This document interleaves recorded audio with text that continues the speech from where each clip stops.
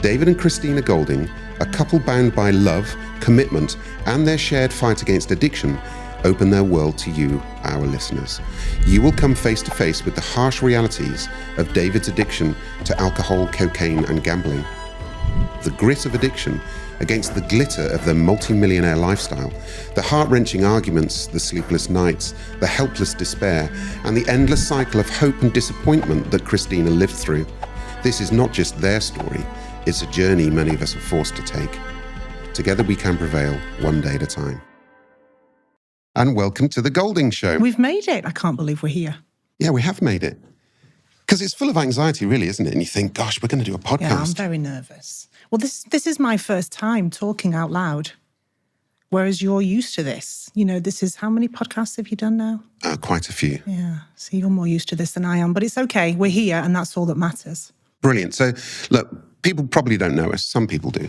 Let's do a quick introduction. Oh, go on. Well, I'll go first. You go first. So I'm David Golding. I was the completely insane alcoholic, drug addict, gambling addict in our family. And my battle took a long time. And you can find me at Sober Coach Dubai on Instagram. And I tell openly my story. And I end up working in recovery. So I work with private clients and I help them get clean and sober. And that's what I love doing. I've got lived experience and plenty of it. Now, this is your story as well. This is about my impact on you. It's together as well, though. Mm-hmm. I mean, can I just say, I can't believe I'm sat here. I can't believe we are here. Think about what we've done, where we've been, the rows, the breakups, the thinking process, the mindset that we used to have. My mindset then was nothing like it is now. But I did always believe that you would be sober. Yeah. Always. Thank you, because I think that came through. But you are right. Look, it was hell. I put you through hell. There's no doubt about it. Yeah, you did. You were insane, though. I was. And we first met, we met in 2014, and that's when you'd been into the Priory for the second time. And you were clean and sober for a whole year. And then we got married. Yeah. And then you had a drink. Yeah. And then I felt at the time, if I'm honest, it was my fault. I'd made you drink. I never knew that. Because being married to me, this is how it can be. Because you were married to me, I must have made you want to drink. So the blame is immediate. Gosh. I blamed myself when you had your first drink. I mean, now I don't. I know that you were just insane. But back then, I didn't know. And that was something you had to wrestle with? Yeah, for a long time. Okay. Yeah. You know, I'm quite vague about that period of time. So, you know, I can't really remember it either, by the way. No, there's like, It's a blur. Sometimes it's like, if you imagine being in a really dark room and you let off a camera flash. Yeah. Get that flash, that memory flash. Yeah. You don't remember the bits around it, No. but you get this memory flash. You get an image. Yeah. So I've got these memory flashes of the past. Some of them are really quite vivid and some of them are long. Some I don't remember at all. And we've spoken a lot. I mean, I think this is why we're doing the podcast, which is to... Yeah, we talk all the time. Because you have to talk all the time. Yeah, you do. You have to. I think that's why we're sat here now, because all we did and all we do right now is talk all the time. To the point where we're sick of listening to each other.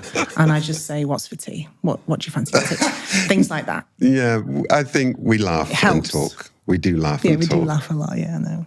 So we've got to the point, actually, where I remember early on, maybe when I was about 1 year in recovery, and probably just to let people know, I'm coming up to 4 years in recovery now. Yeah, you've done very, very well. Bless you. But about 1 year, I remember we were talking, and you said, thank God we're not that couple anymore. Yeah, do you remember that? I do remember that. What did you mean by that? What do you think? Because there was peace. There hadn't been peace. There was never peace. Because on a good day... This is honest. On a good day, when I thought that you were nowhere near having a drink or doing the other things, you did. Yes. You would go to get petrol in the car and then you'd come back and you'd be really different. And I could tell straight away you would never drink in the day. Thank goodness. But you could go out to a meeting and come back and your mouth was all funny. And I didn't realise what that was until it happened a lot. And then I said to you, I thought it was a dirty habit. You look like a knob. Why do you look like that? You know, you're a businessman. You're in a suit. How can you go to work looking like that? I was disgusted with it. I'd never taken it. I still haven't. And I'm ignorant, really, because I know lots of people do. Yeah. But I still never have. And I never knew why you would go out in a suit, in your Ferrari, without being able to talk properly. And look, that's the conundrum, isn't it? You know, what you're asking there is why do seemingly okay, normal people fall into addiction and then start to behave in ways that they would never do so when sober? When I least expected it. Yeah, and to be honest with you, you know, it was when I least expected it too. See, that's the bit I still, as the wife, Yeah. I can't understand. I always think that you know within days when you're about to do something. No, okay, there's two things, I think.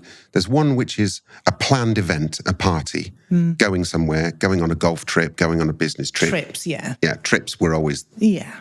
Well, trips were always out of sight, out of mind. Now I can have a drink with impunity. I'm not going to get caught. You know, I can get pissed. No one's going to say anything. There's no consequences. No, but you were so predictable. I was. Yes, I know I was. So predictable. Stupid. I mean, for somebody so clever, you were so predictable. I could see the signs. But, you know, this is the problem with being the addict. We think we're not that predictable. We think we're really clever. I mean, I work with men who are alcoholic, for example.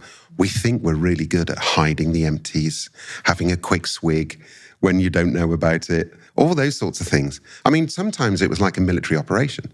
I might go to Sainsbury's and buy 12 bottles of wine. I remember. Go on. I don't remember 12. I remember thinking, why has he gone to Sainsbury's? I've just done the Friday big shop. Yeah.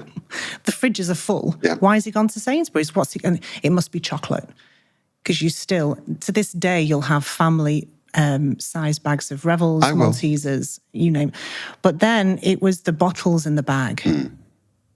And typically it was because we'd got to a point where clearly you'd learned to not enable my drinking. We might come to that in a moment. But you wouldn't go to Sainsbury's and buy booze for me. No. So I would come home. And at the beginning I might have done yes, that. I think you did at the beginning. But it was a drip, drip, drip thing. Yeah. So it wasn't instant how I knew to behave. I didn't know how to behave at first. Yeah. It took a year. In fact, it took about 2 or 3 years to get where I finally was with you. So let's just go back, because this is a really important point about you knowing how to behave with me. And you said it took a little while. But of course, what happens is that as it's the drip, drip, drip, that's where my addiction is getting worse. It's also drip, drip, drip for me, because I'm trying to manage it. I'm trying not to be an alcoholic. I realize I'm in trouble, but I'm trying to keep it a secret. And it sort of gets worse. We go on this slide. And well, the rows were worse. Yes. The rows would go on for days. Yeah. Yeah.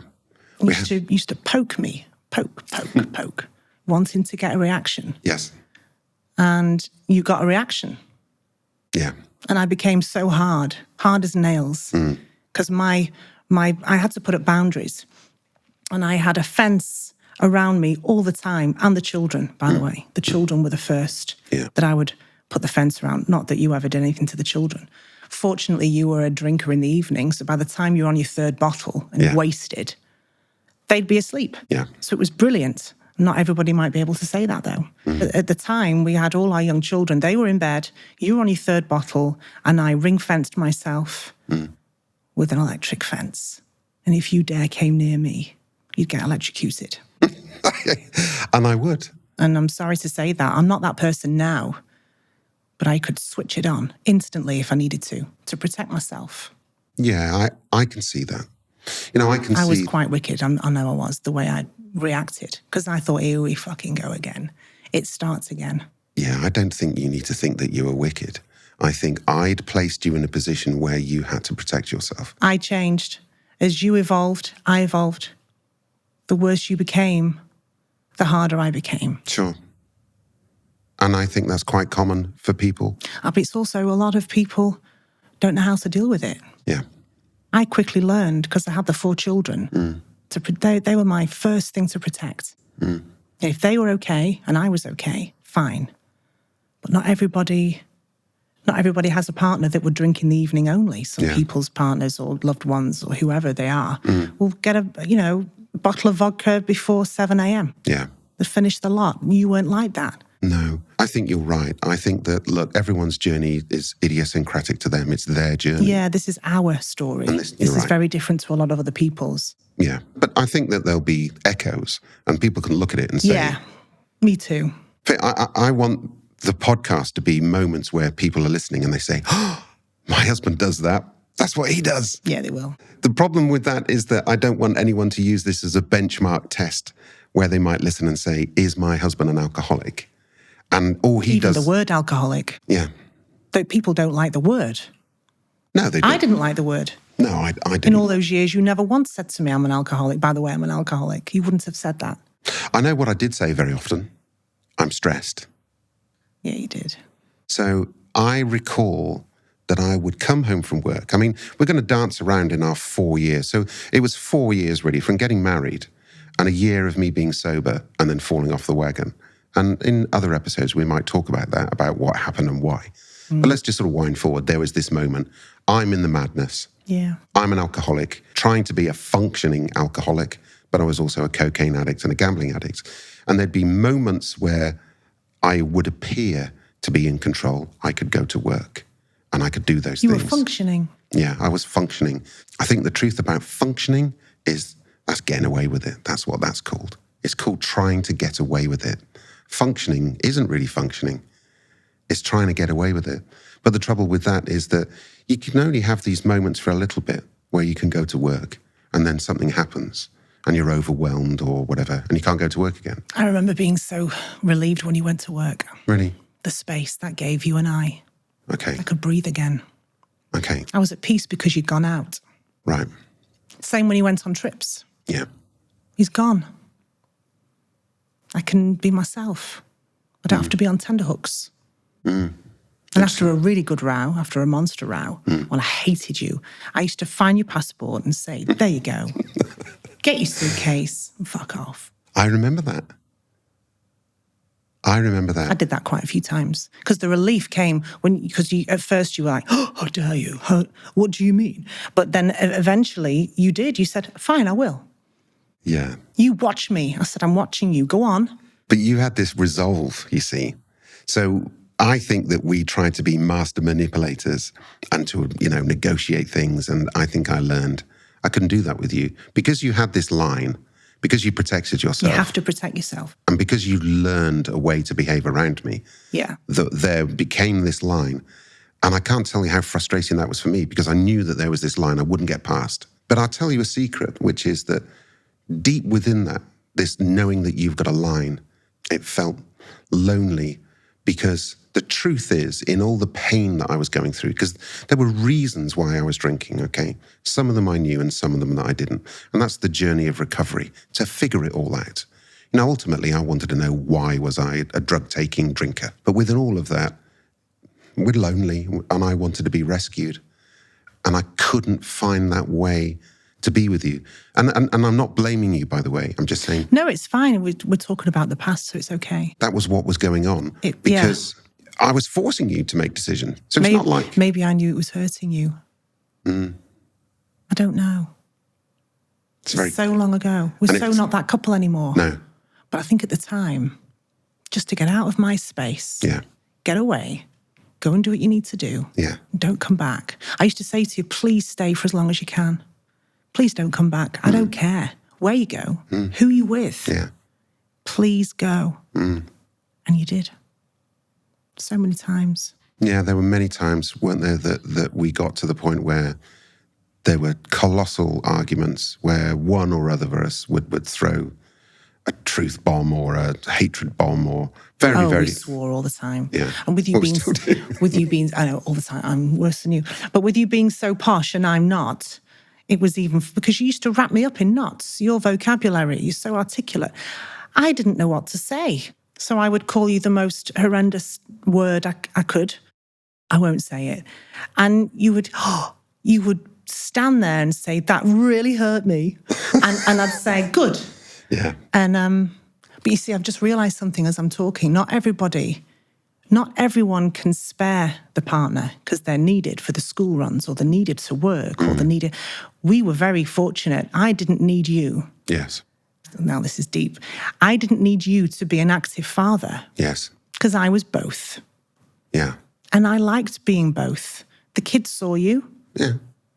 But then they went to bed and they didn't see the other part of you. It's quite interesting that, yeah. I did all the school runs. Yeah. I did everything. I still do. I do everything. And I enjoy it. And I never needed you to be hands-on because I pushed you that far away so you couldn't continue to hurt me. It was like, there's your road.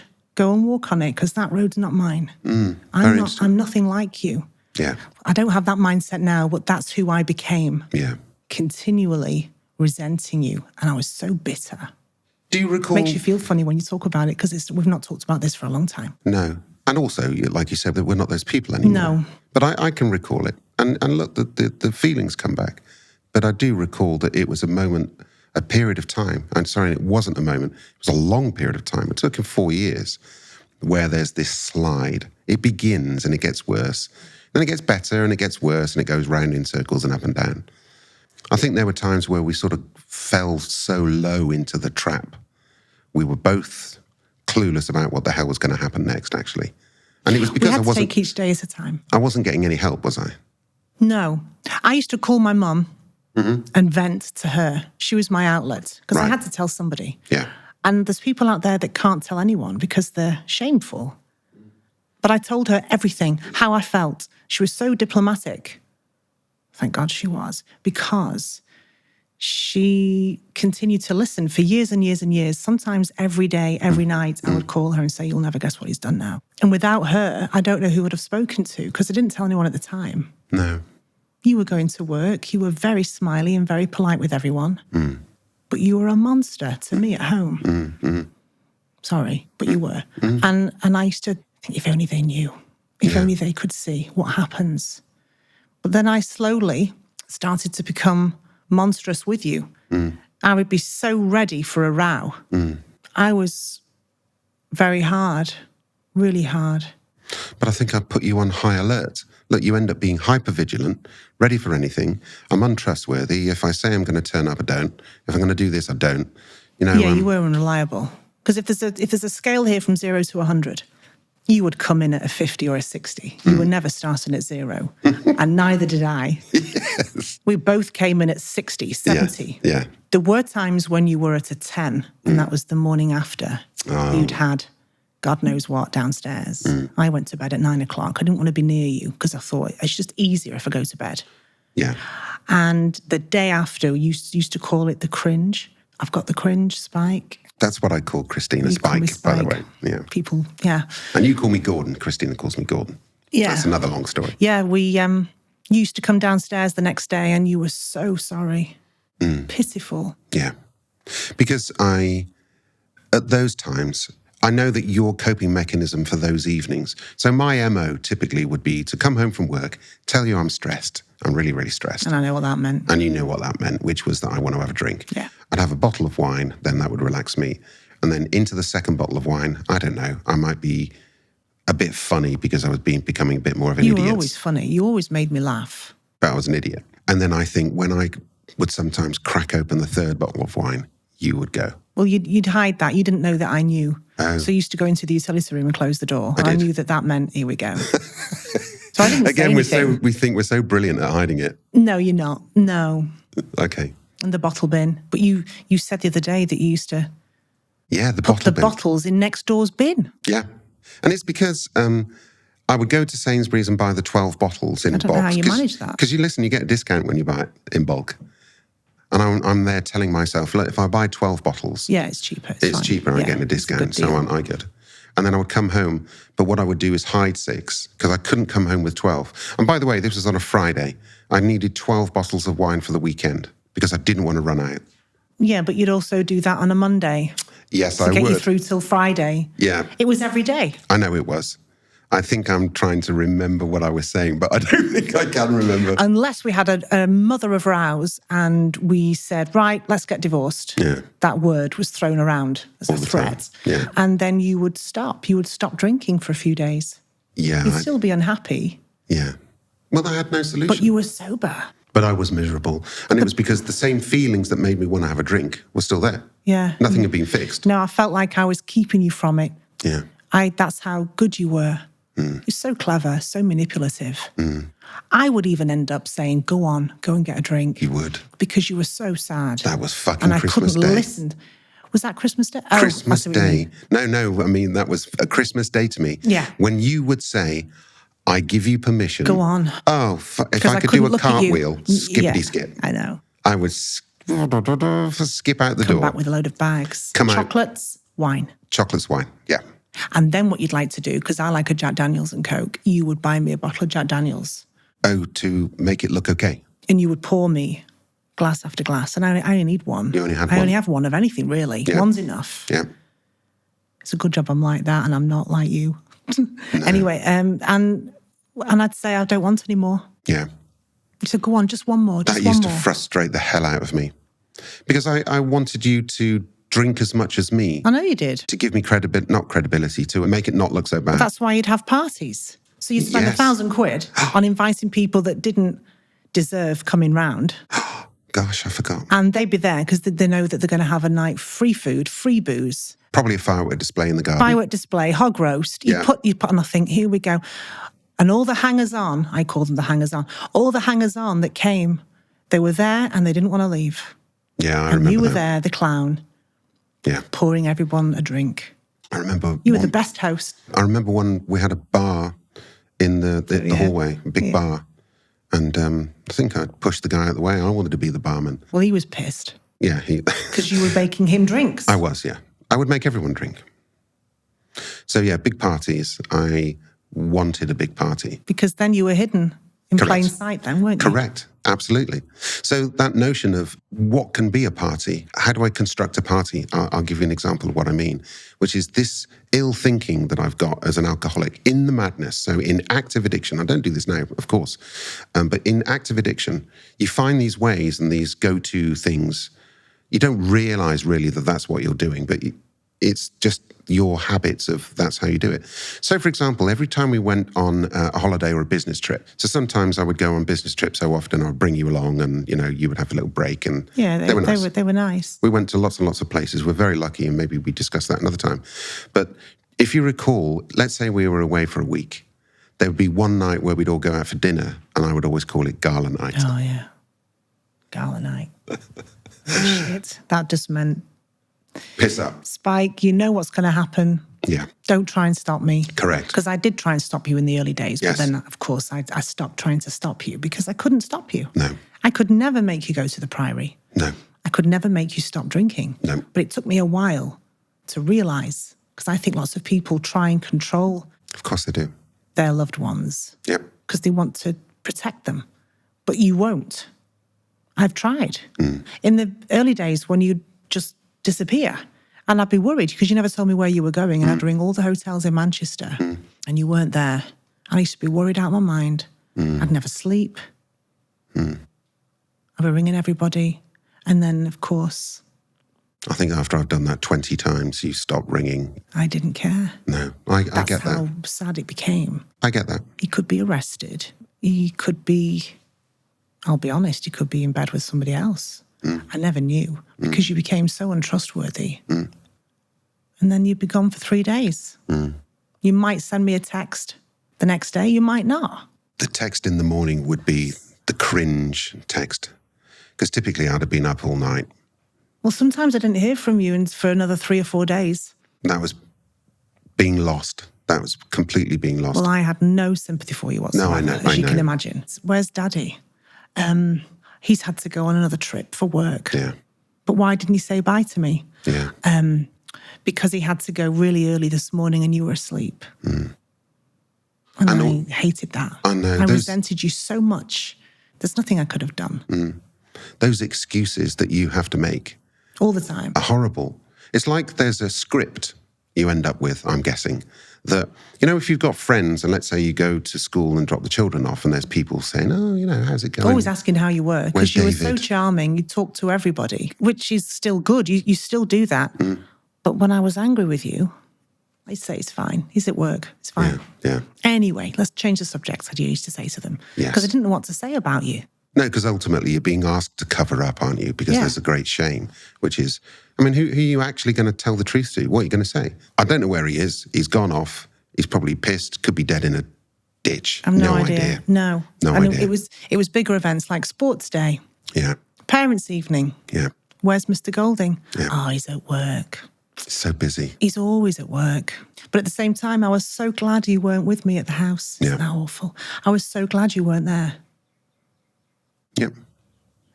I get that. And, you know, in my recovery, you know, we're talking about this now because I need to know those truths. Yeah. You know, that's part of recovery. That's not who we are now. No, gosh, no. People have got some horror stories. I still think we weren't that bad off compared to what some people go through.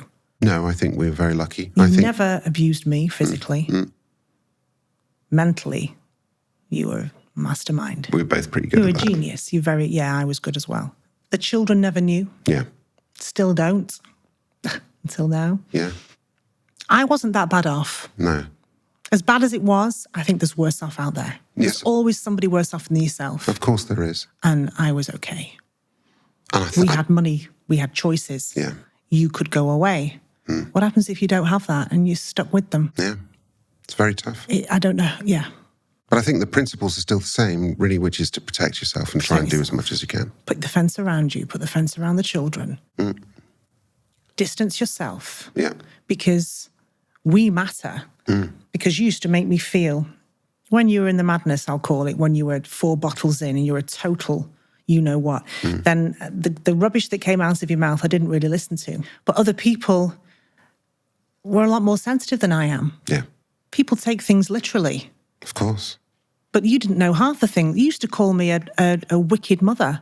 You're rubbish. I used to call... Do you remember? I used to call you a shit mum. Shit mum. Because I knew that was your button. Yeah. You know, when you're in the madness and there's an argument going on, and I have no idea why they began, by the way. Typically, it might be because if there was an argument, you might leave the room or you'd walk away or I'd walk away and I could drink then. So sometimes I would pick arguments.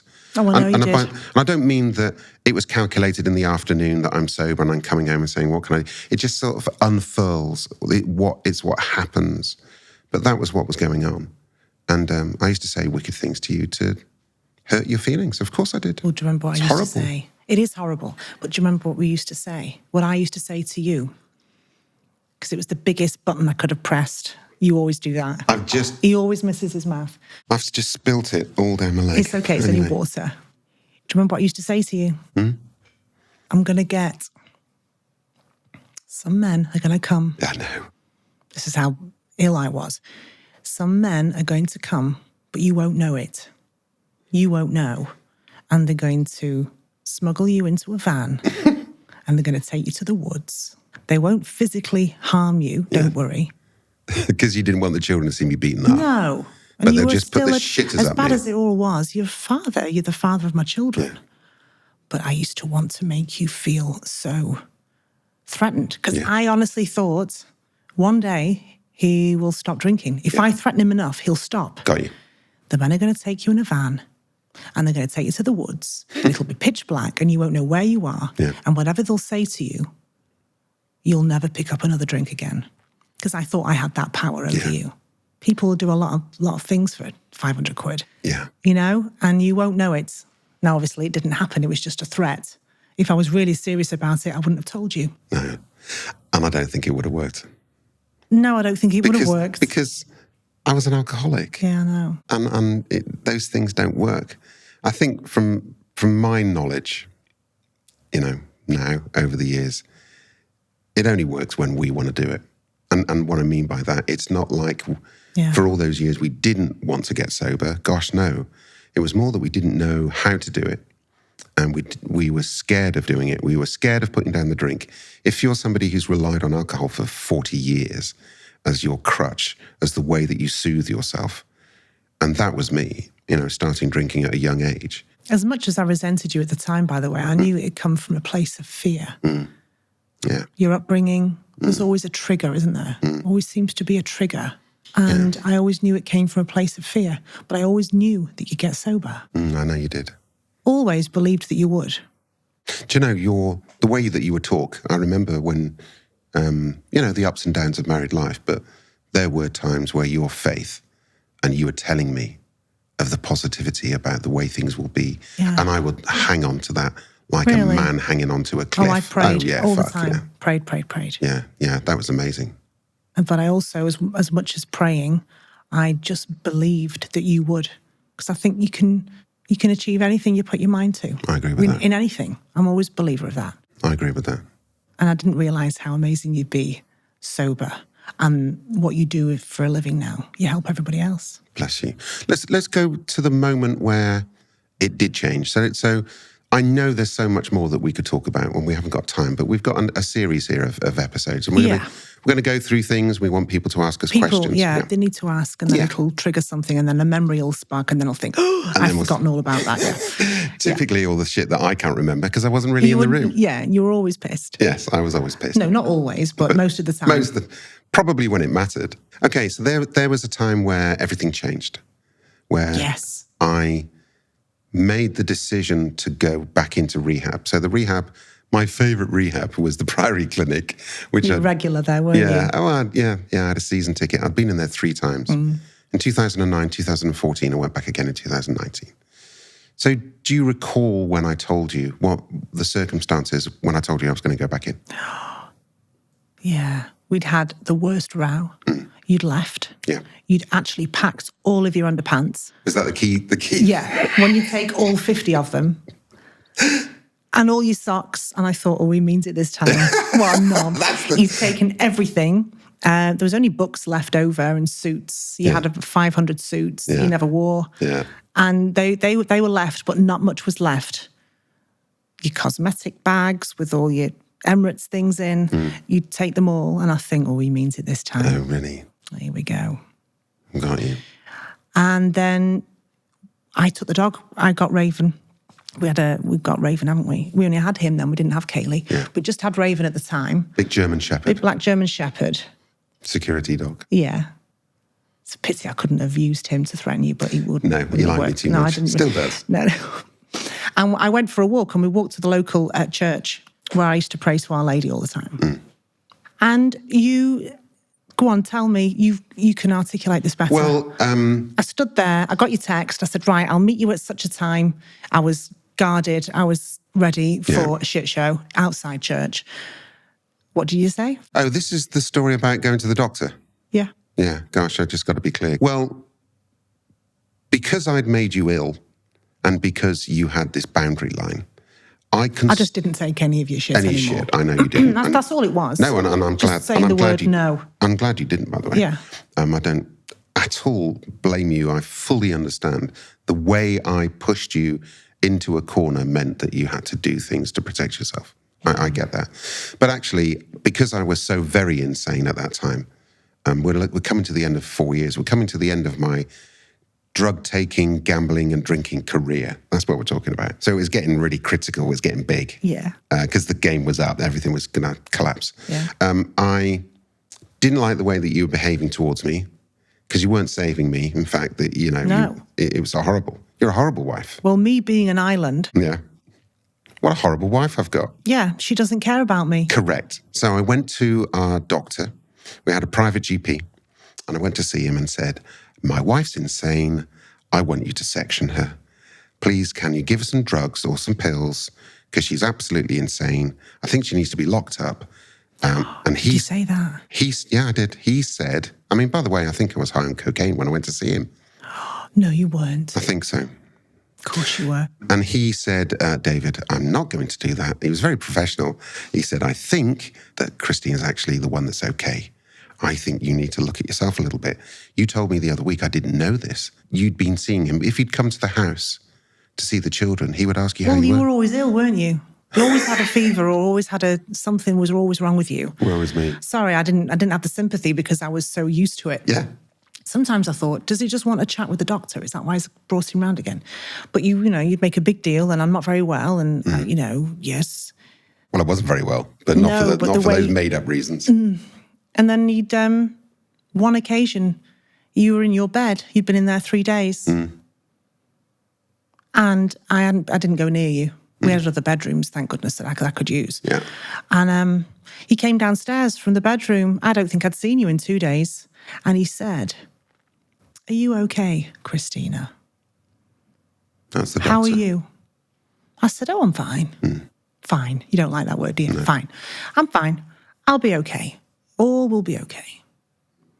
Today I'm fine. And so he knew what I meant. Yeah, of course, he knew that you were living with an alcoholic. This is a private doctor I'd seen for 4 years. I'm fine because you were in bed. Yeah. You weren't in my face telling me how to, what nappies to use for the children, and those trousers don't suit her or something. You were out of my way. I'm sorry, but this is how it felt. No, it's fine. I realised I put you there. And I wanted to be alone with the kids. Yeah. Out the way. Out the way. So the doctor had said, "No, David, it's not Kristina. I think it's you." So I wasn't going to accept that, was I? I didn't go what I wanted.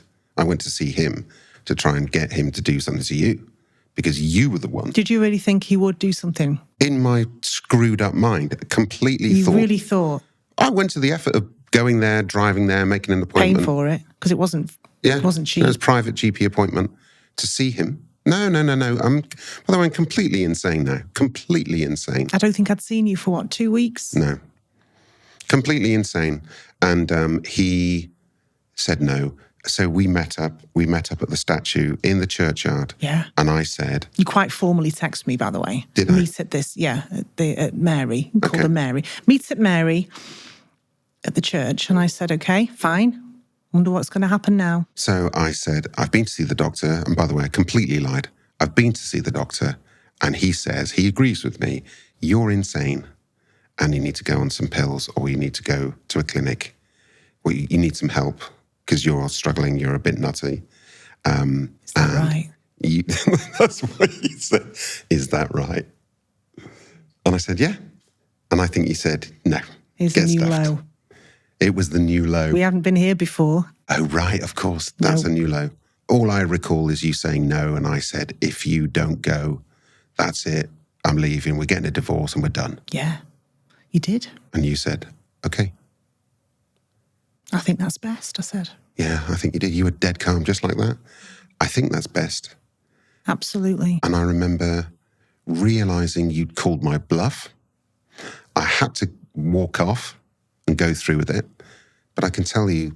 Yeah, you weren't happy. Even as I was walking off, I knew I was fucked. That was the moment where... It's almost like that was the very last card I ever had to play. It was the last thing that you said to me. It was the only thing. Yeah. So... It wasn't positive. Yeah. So I ended up in a house on my own with no furniture. Yeah, you had no furniture. No. Not funny, by the way. I shouldn't. No, it is because it's that's just at the time. No, but that's the position I put myself in. I was on my own, and it was a Friday night, I think, Saturday night. I remember thinking, "Oh my God, here I am. Look, what have I done?" So I remember calling my eldest sons. I won't say the names. My two eldest, who were about 18 and 20 at the time, and said, "You need to come over. I don't want to be on my own on Saturday night. Kristina and I split up." So they came over, but I bought a load of booze. And got completely pissed. And when I was pissed, I bought a load of cocaine. The cocaine arrived. I went into the kitchen, laid it out and said to my sons, "You won't be a man unless you know how to do this." And they just looked at each other and left.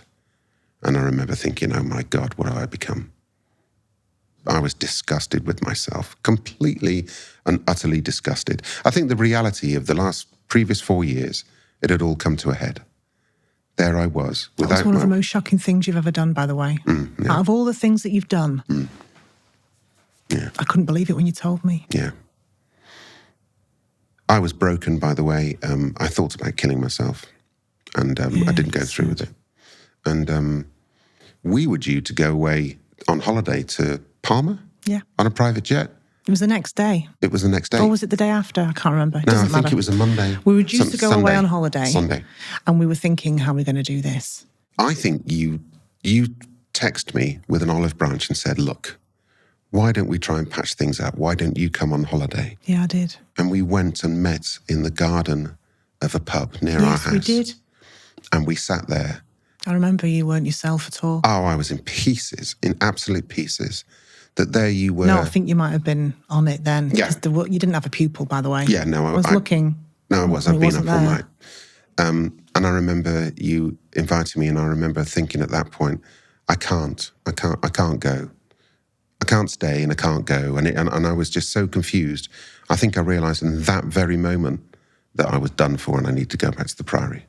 That's when you knew you'd go back? Yeah. Or you'd try? I think, honestly, that was the moment. With you, knowing that I couldn't go with you because I was so screwed up, but I couldn't walk away from you because I was so screwed up. And I thought you'd come because everything was booked. Yeah. Everything was paid for. Yeah. So I think I went back to this empty house and I called you and said, right, that's it, I'm going into rehab. A few hours later, you called me in the evening because I rang my mum about 10 o'clock that night and said, do you fancy going away? Hey, good news. It's off to the Priory. The best news I ever had. Yeah. Best news I ever had because I didn't ask you to go. No. You went. It was a feeling I can't really articulate because we were in turmoil, but it was amazing news. I was so happy. Yeah. And I went. You did. I went there. You were very even formal on the phone when you were telling me. Right. Okay, right. This is what's going to happen. The truth is, I think clinically I'm fucked. Yes. And I'm going to rehab. I know you've got the plane booked. Why don't you just go with your mum? You did. You said, go with your mum or take one of your friends. Have a nice time. And don't worry about me. You know, that was what it was like. You go on a nice holiday and don't worry about me. Completely screwed up. As much as I'm there saying go on a holiday, I'm honestly wishing that I wasn't going to rehab and I was going on holiday. Well, you must have been sad because I remember trying to talk you out of it. No, I didn't. No, you didn't talk. No, you're thinking about when we were getting mixed up talking here in the garden. Okay. You wanted me to come. Yes. But on that call, no, you were very calm, saying, "Okay, yep, it's the great decision." I said, "Thank you, best decision. Thank you for doing what you've about to do." Wasn't it delayed? You couldn't get in at first because for 48 hours. There was a queue. Yeah, there was. Which is a good thing. There was they couldn't just take you in. Yeah, 48 hours. You had to wait. And then in I went.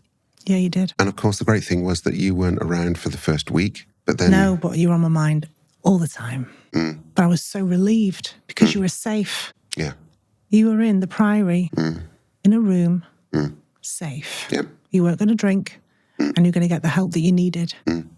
And I told the children you went to New York or something, I can't remember. Somewhere far away. Yeah. He's gone for a long time. Yeah. And they said, okay, because they were so used to you always being away, which was just brilliant because the kids never knew. And I think that was the beginning. That was the beginning of the upward spiral. That was where I spent 28 days in there. Again, the third time. Longer. Didn't you stay and do that course at the end that they offered you to do? That was a day course. Oh, was it a day? Yeah. It felt like a week. No, it was where I would go in twice a week. This called sort of the day care. Okay, yeah. And I did that for another 2 months. You enjoyed that?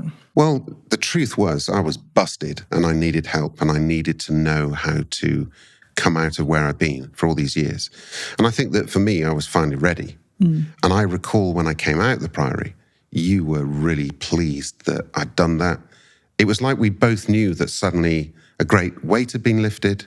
I'm not trying to put words in your mouth. Well, no, this is all I'd prayed for. I was closer to God. Yeah. Everything that I believed is happening. Yes, it's true. Everything I believed. It's absolutely Against true. all odds, I never didn't believe. I always believed you would get sober. I used to say, thank you, thank you, thank you, thank you. Yeah. I remember that.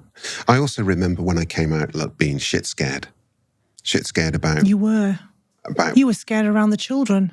You didn't know how to behave properly. You were functioning, but they were all over you. They hadn't seen you for a month. I know. They were around your neck, and they were on the floor, holding onto your legs so you couldn't walk away. The truth is, there were so many areas of my life that I didn't truly know how to behave in.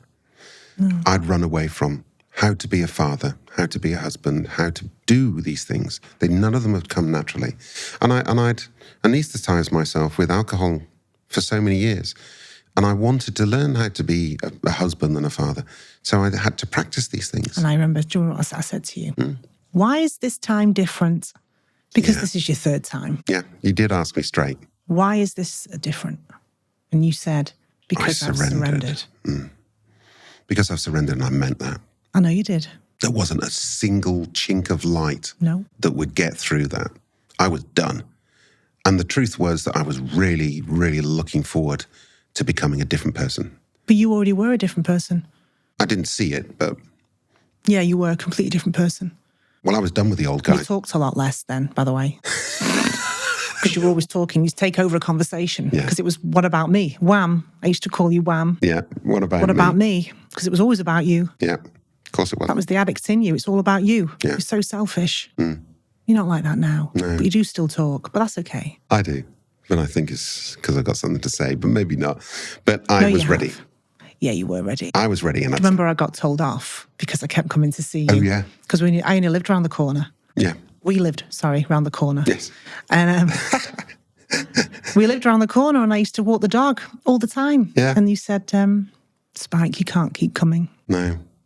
I was so proud of you where you were. No, one of the leads said to me, David, you've got 1 foot in the Priory and 1 foot at home. No. Can you ask your wife to stop coming? I was like, but I wanted to come. And I said, no problem. And they said, no, you can't. And okay. I actually used to come to bring you tins of Quality Street and roses. That's right. By the way, I don't think roses were out. Quality Street. That's right.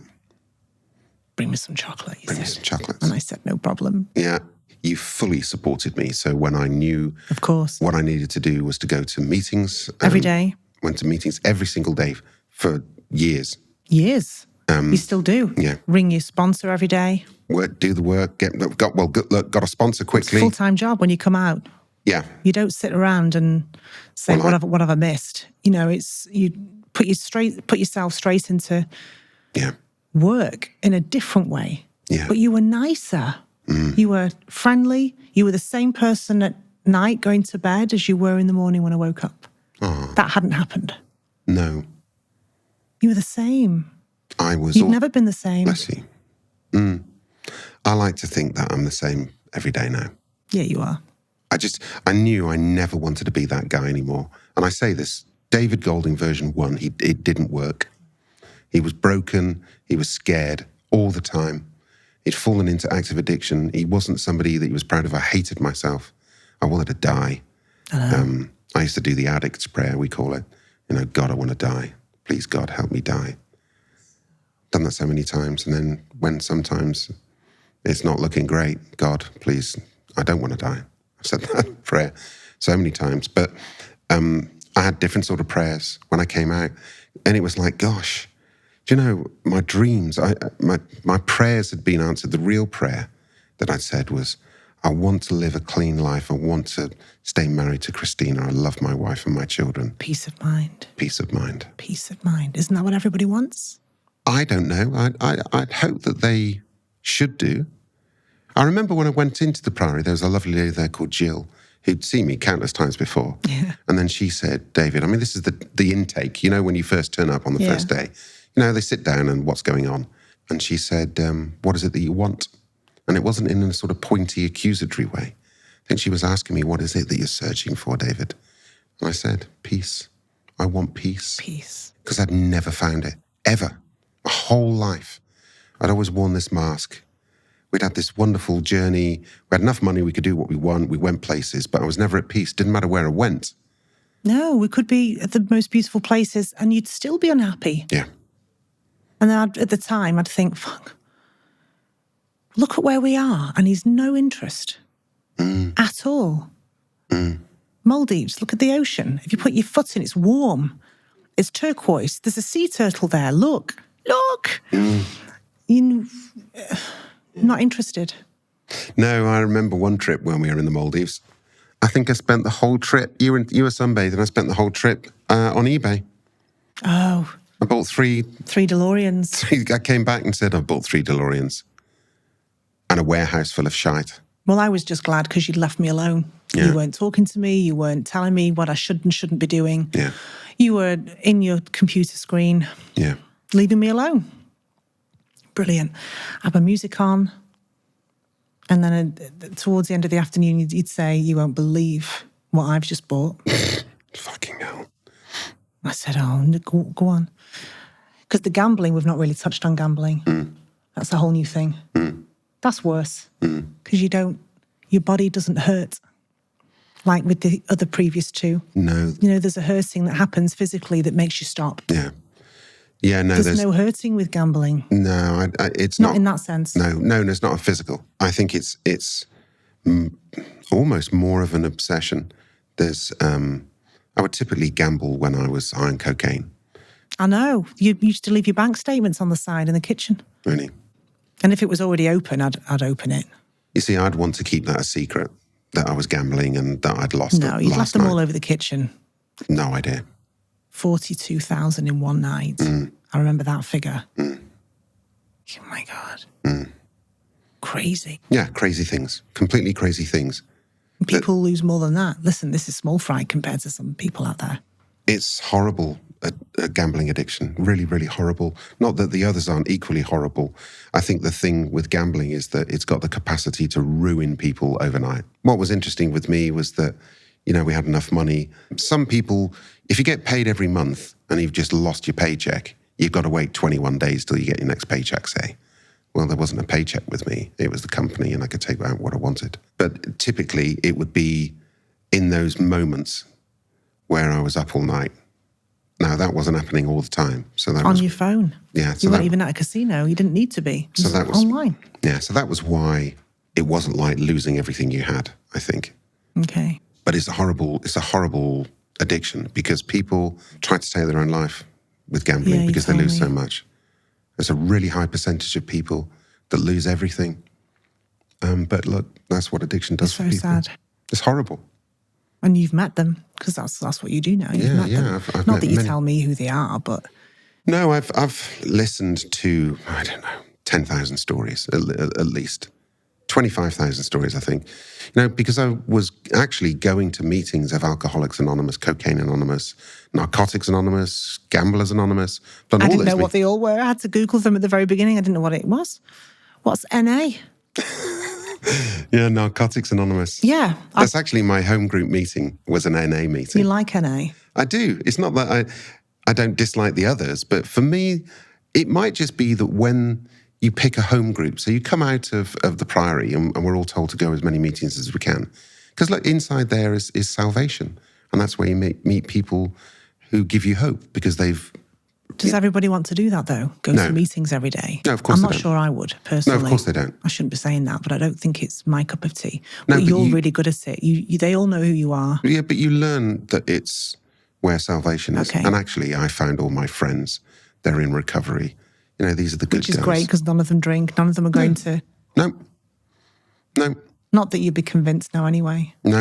I mean, time's moved on. Do you think you're fully recovered? No, I don't like using that word, fully recovered. No, it's a dangerous word, isn't it? Yeah. Yeah, it's because there's just things that you have to do every day. It's like physiotherapy, okay? If you hurt yourself and you got to do physiotherapy, you do that every day and you practice and you practice. It's just with this, you got to practice every day. Most days, good days. You do good days. If you do that, it's a good day. I know that if I don't do these things, I'll have bad days, but I'm not willing to go and look. So I do these things every day, but actually there's a benefit. I feel great for doing them. Yeah, you bet you're always happy when you come out the men's meeting on a Thursday. You like the men's meeting? Yeah, I love all the meetings I go to. All of them, yeah. So we're coming towards the end of the episode 1. Yes. I don't think we haven't scratched the surface. No, I know we haven't. But I think it was a good opener. What we'd like, I know we would like people to get in touch. We would like people to ask questions. I think we're trying to help people who might be living with somebody who's in the madness. Yes, because we haven't got a host here asking questions. No, and that's fine. Which is okay. Yeah. But I would like to hear what the public have to say with regards to their experiences. Because ours was very unique. Theirs will be unique. Correct. No experience is the same. No. I still don't think that we were bad off. As bad as it got. I still don't think we were that bad. There's a lot of people out there worse off. But I think that that's to do with your positivity. I think that's also to do with your faith. And I also think it's the passage of time. Yeah, Let's be honest. Yeah, there were times where it was horrific. But we prevailed. I think, I'm not trying to pour scorn on it. What I want to say is that our situation was ours and it was horrific sometimes. And we prevailed. We came through the other side. And I think that I believe in my job that I do and how I feel about humanity is that we can all recover. I really believe that. I really believe that. And what about the people that have to live with you and put up with you? Well, that's where you and I can both help people. I wish I had a set of skills. I have skills for our situation. But I think they're transferable, you see, because I think that some people will recognize how you felt, situations. What will happen, I believe, is that we'll get some questions and that will remind us. And I think that you'll say, this is how I felt at the time, this is how I coped. So today I think we talked quite generally and genuinely, and I think that we'll end up getting some great questions. So we're going to come along with episode 2 and we're going to talk about the questions. Yeah, questions please. Yeah, questions please. Okay, so I think that brings us to the end of the Golding Show. Well, that wasn't too bad. It was all right, wasn't it? Bit hot. I think you're very good, by the way. I think you were great. I think it's just good to talk. Everybody needs to talk. Yeah. People are scared to talk to the loved ones. Yeah, they are. You know, when you were insane, I would pick my time when I'd talk to you. Yeah. Usually a few days after. Yeah. And I'd distance myself as much as possible and put those boundaries up. Yeah. Because it's like both drowning in the sea. Well, you're not pulling me down with you. Yeah, correct. No. You drown yourself. You're not taking me. Yeah, I've got children here. Yeah. Grow up, I used to say to you. Fucking grow up. Yeah. Dickhead. Well, anyway, thanks for that. Thanks. I'm very proud of you. I can't wait for the next one. Okay. Bye. Bye-bye.